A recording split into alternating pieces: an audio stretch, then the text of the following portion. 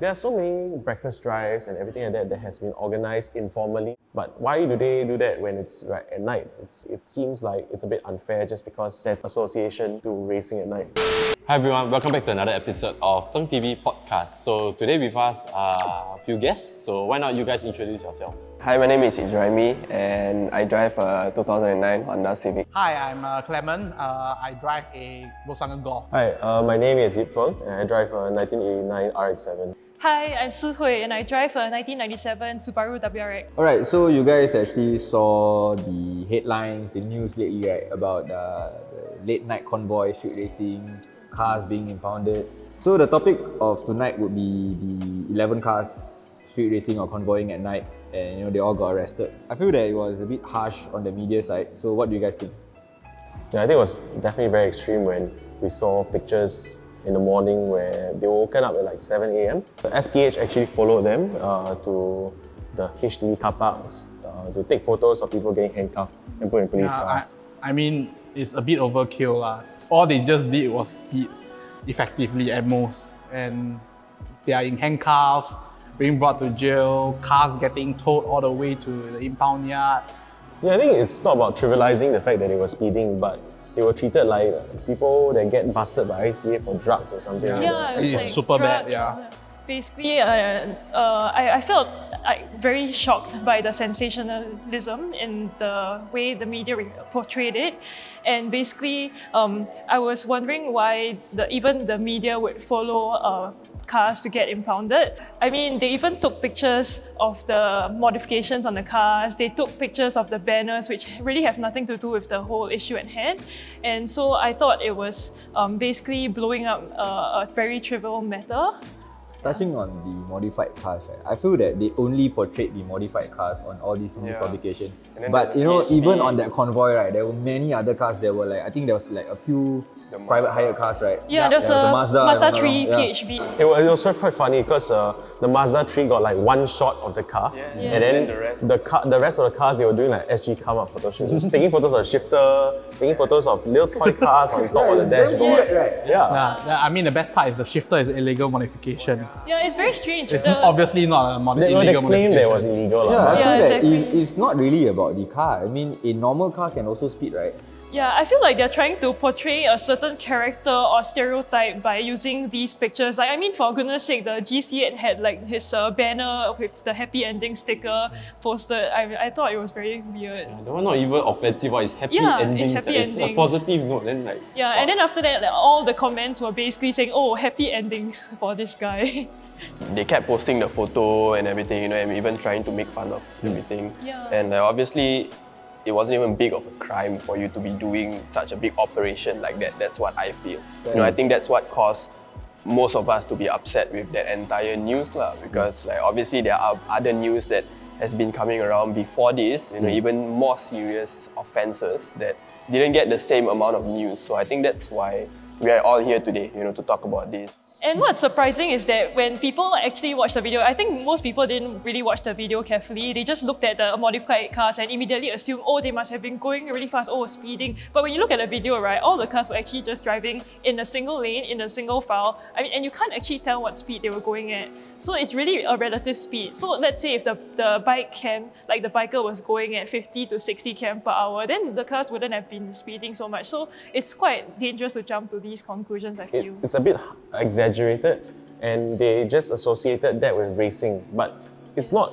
They haven't actually proven that it's actually a racing incident or anything like that. They were driving a single file. That's not how races happen. Exactly. You don't even have a start or end point. They're not even cutting in and out of lanes abruptly. Nothing that really constitutes as dangerous driving per se. They weren't doing Cutting anything across racing in maneuvers. They weren't overtaking each I other. don't think there was much of cutting across lanes, reckless driving. It was a single file, and the distance was quite okay between each car, right? There wasn't much of tailgating also.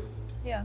I think there's a lot of confusion between what's a speed trial and racing and convoy. Because you can start a convoy from this place to another place also. But then speed trial is something different. It's you are challenging to someone really. And then the term rounding is misconstrued in a way that it's more racing than it is the true purpose, which is just to drive your friends, convoy. put it in a perspective, right? The video was shot in the night time, but let's say if this was daytime and maybe the cars were the same and they were just going in a single file on an expressway. I think the thing like you different. pointed out, right, the convoys in the daytime, like there are so many breakfast drives and everything like that has been organized informally over the years. I mean, even before we had COVID, there were things like cars and kopi at Dempsey, and really nice old cars would gather in the morning. And they all show up to Dempsey together. They will always meet at some petrol kiosk, do a short breakfast drive all the way to Dempsey and end there and then socialize. So like these things, I mean, the media will definitely not portray them as like harmful or like racing. But why do they do that when it's right at night? It seems like it's a bit unfair just because there's an association to racing at night. They make it seem very underground when it's at night, right? Doing illegal stuff. Yeah, that's When right. actually all these guys were doing were just driving with their friends. Yeah, exactly. I mean, like, say, if you can prove that they were speeding, fine, they should be given the right amount of punishment, but the media shouldn't be basically demonizing them, demonizing the modified cars in such a way. Yeah. Even with the guy driving at about 200 over kilometers per hour, Exactly. the article or the news, Yeah. something to do with his wife, right? wants Yeah, something to do with his wife. Yeah. I don't recall seeing any photos of his car. Yeah, I no don't- photo of his face or himself being handcuffed, I arrested. don't. Yeah, see that's the thing. Why is there this like double standard right now, right? Exactly. Like he was doing the same offense, which what you guys said that these guys were doing, which is speeding, which is yet to be proven, I suppose. Yeah. Yeah, but that was totally proven that he was driving at 200 plus. So where's the photos? I think the main problem is that, okay, I mean, they arrested them because I guess they had some data that they were speeding. But even if you prove that they were speeding, I mean, they possibly could be speeding, but I think the way they portrayed it is a bit out of proportion. Like, if the other guy was doing 200 km per hour, right, these cars were definitely not doing 200 km per hour. And I think that the charges that was dropped on that guy is something that we need to talk about also. It's only $1,000 fine and 9 months of ban from driving. And if you actually read the news, he said that he was already banned from driving before that, so it was just an extension. No handcuffs. The news was a stock photo of the ECP expressway, but the moment this came out, bam, everything, even if you blur out the face, people know, who the driver is with that car, because like we see it everywhere. So I think it's a bit unfair. It's very, very unfair. It's clear that the government is trying to send a message now, definitely, but what they are doing, I think inadvertently, is encouraging the whole vigilante act, like people posting these videos online and enabling these sites like SGRV or SG, these car sites. And I think the problem here is that they're enabling them, like our government is enabling news sites that haven't been fact-checked. They're free to post whatever they want. And sometimes they post a skewed perspective of what's actually happening. Yeah. So they become effectively like judge, jury, and executioner simultaneously. It's very clear that they don't filter anything. They just post online and just let it be. And I also find it very troubling, like, for example, when Facebook pages like SG Road Vigilante make their own comments without actually having any evidence to back it up, other than basically their own opinions and assumptions from the video. And basically, when they do this, then everyone in the comments and the rest of society will just assume what is being said without even fact-checking. And that is also very dangerous.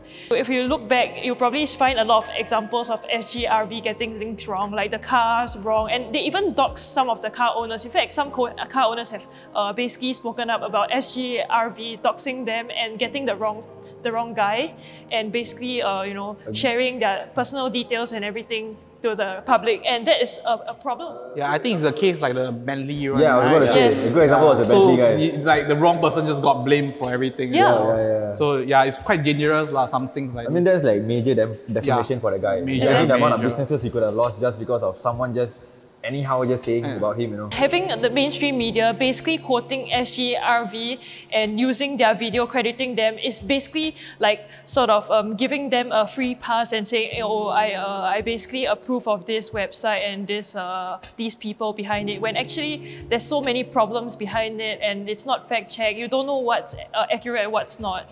I feel it's not only like what videos they post also, and the way they reply to comments is quite offensive also, and the comment section is actually filtered, right? It's very filtered. In fact, I was banned from commenting on SGRV.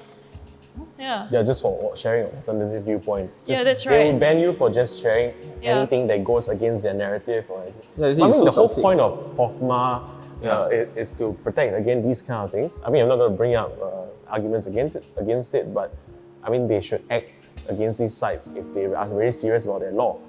The bad part about SGRV is that the people who got caught in the videos do not have a chance at all to explain anything. No, you think about it, like in public, people record you. It feels wrong, Yeah. you know. But when it comes to cars, it's free flow. You know, the government doesn't say anything. There's no law. You can just record someone you think is wrong, pam. You know, just next thing you know, you are famous. Yes, the stereotyping is so obvious. Whenever it's a modified car, Bing Chia or like a BMW driver, you know, then they'll immediately assume you're the one at fault. The funny thing is that if you look at SGRV's content, right, like 80-90% of their content is normal drivers, normal PhD cars. drivers, taxi drivers, just Even average normal drivers road without users, modified cars. They like crash into people, they rear end people, they cut into lanes dangerously. We can use their own data against them, like 80-90% of their content is this. But then, of course, these kind of modified cars will get more engagement. And at the end of the day, this site, the SGRV, is proven to be monetized. Yep. So they thrive on engagement, and I don't think it's fair that they are making use of the situation to like profit. Yeah. I think it's supposed to be educational and like evidence for actual accidents and stuff like that. But now it's just going in a direction where it just looks like they're just posting whatever.